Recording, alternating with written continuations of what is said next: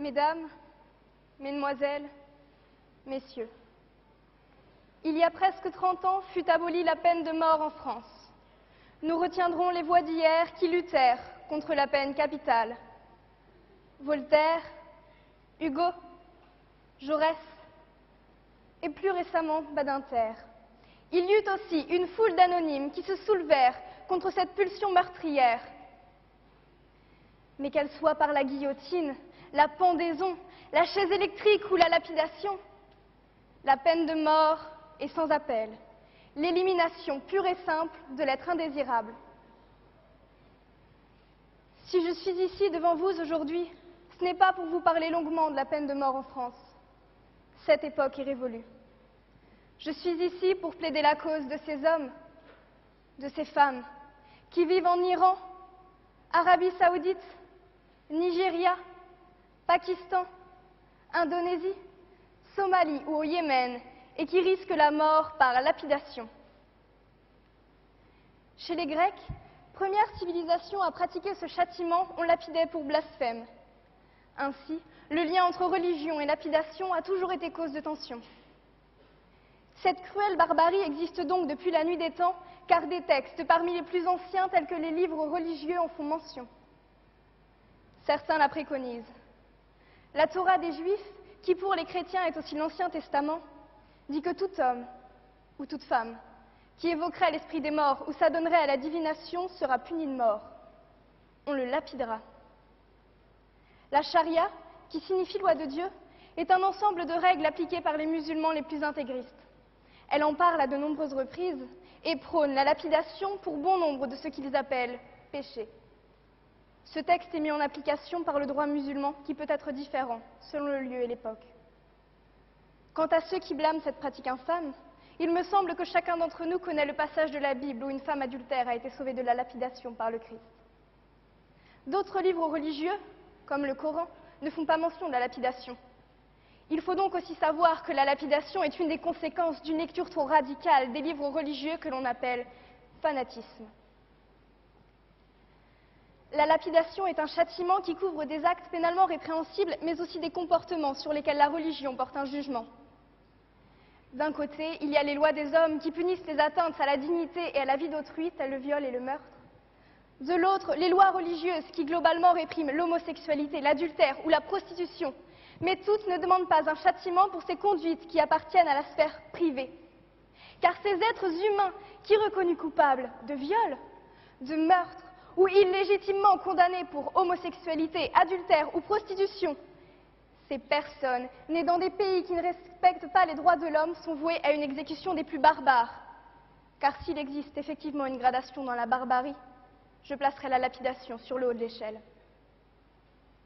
Cette froide exécution, citée dans les articles 102 et 104 du Code pénal de la République islamique, est très codifiée. L'article 102 mentionne que lors de la lapidation, on enfouit l'homme jusqu'à la ceinture et la femme jusqu'aux poitrines et on procède à la lapidation. L'article 104 réglemente la taille des projectiles.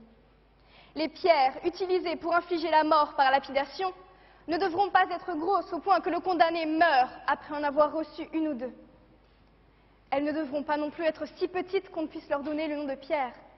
La taille moyenne est choisie généralement afin de faire expier la faute par la souffrance. Cependant, un mince espoir pour les lapidés réside dans le fait que ceux qui arrivent à s'échapper de leur fosse se voient graciés.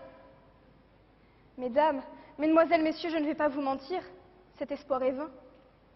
Il est quasi impossible en effet d'échapper à la lapidation. Les lapidés sont enroulés dans un linceul, puis enterrés jusqu'à mi-corps dans le cimetière où ils reposeront. Une question d'éthique doit être posée. Qui sont ces bourreaux, ces tortionnaires capables de martyriser des êtres humains? Si le condamné a lui-même avoué son crime, c'est le juge, présidant le tribunal, qui jette la première pierre. Si la condamnation est basée sur le rapport de témoins, ce sont les témoins eux-mêmes qui lancent les premiers, puis le juge, puis vient le tour des officiels, des forces de justice et de sécurité. Cette technique d'exécution qui paraît aujourd'hui antique et inhumaine est encore largement utilisée pas très loin du continent européen. Ainsi, le directeur de l'association Iran Human Rights affirme dans un article de l'Express d'octobre 2010 que depuis mai 2005, il n'y a pas eu moins de 7 personnes personnes qui ont été lapidées en Iran. Mais qui connaît le nombre de condamnés à mort par lapidation en attente de leur exécution? De plus, entre 1989 et 2010, ce sont plus de 150 exécutions officielles qui ont eu lieu dans ce même pays. Mais il faut que vous sachiez, mesdames, mesdemoiselles, messieurs, que des dizaines, des centaines d'autres lapidations ont été réalisées en secret dans les autres pays qui pratiquent cette cruelle mise à mort. Et eux n'ont pas divulgué ce que nous pourrions appeler les chiffres de la honte. Cependant, une exécution, si elle a lieu, ne sera pas secrète. Celle de Sakineh, femme iranienne condamnée en 2006 à 99 coups de fouet pour adultère, puis condamnée à mort par lapidation pour adultère et complicité du meurtre de son mari. Elle est devenue, lors de l'été 2010, la voix des condamnés à cette mort ignoble. Les organisations de défense des droits de l'homme se sont élevées contre cette abjection, cette horreur, cette infamie. Et à ce jour, Sakineh est condamnée à la pendaison, comme si un châtiment pouvait en remplacer un autre. Nous pouvons aussi honorer la mémoire d'Aïcha, 13 ans, lapidée le 27 octobre 2008 pour adultère. La jeune fille avait en réalité été violée par 3 hommes.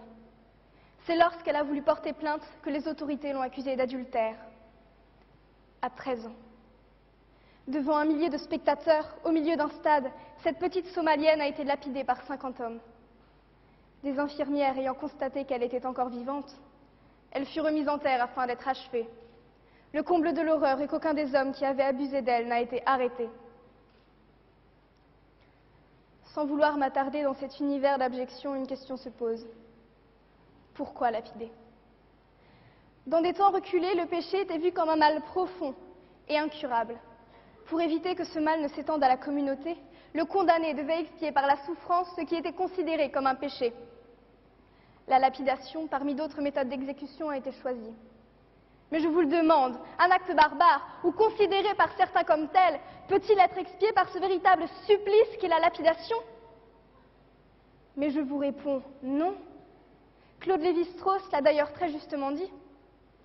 Le barbare, c'est d'abord l'homme qui croit à la barbarie. Les droits de l'homme ne peuvent donc laisser la place à la loi du talion. Les droits de l'homme ne peuvent donc laisser la place à la torture. Les droits de l'homme ne peuvent donc laisser la place à la mort. Et comme le précise la Déclaration des droits de l'homme et du citoyen dans son article 5, nul ne sera soumis à la torture, ni à des peines ou traitements cruels, inhumains ou dégradants.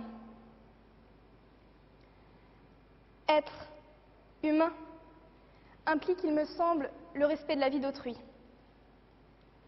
Être humain n'intègre pas la possibilité de jeter des pierres qui vont blesser, qui vont faire pleurer, qui vont faire saigner, qui vont faire crier et qui vont humilier un autre être humain. Est-ce cela que la dignité humaine? Mais je ne vous donnerai pas de réponse. Elle me paraît incontestable. Il me semble donc que le moment est venu pour que cette cruelle mise à mort appelée lapidation soit évoquée au passé dans tous les pays du monde. Les associations des droits de l'homme qui militent et sauvent la vie de nombreux condamnés à mort ne peuvent les sauver tous. Il faut donc que chacun s'engage contre cette pratique infâme. Je demande aux gouvernements qui ont le pouvoir de changer les choses d'entamer une discussion avec les pays concernés, même si je sais que cela est d'une extrême difficulté. Je demande aux associations des droits de l'homme de continuer à parler encore et encore de Sakineh, d'Aïcha et des autres condamnés à mort par lapidation. Qui sait, cette femme aura peut-être la vie sauve grâce aux actions entreprises par tous. Enfin, je demande à tous, ici présents, vous qui avez foi en la dignité humaine, de lutter à votre échelle contre la lapidation en vous engageant auprès d'associations.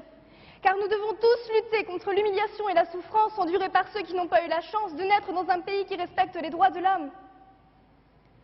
Ainsi, l'action de tous permettra la dignité de chacun.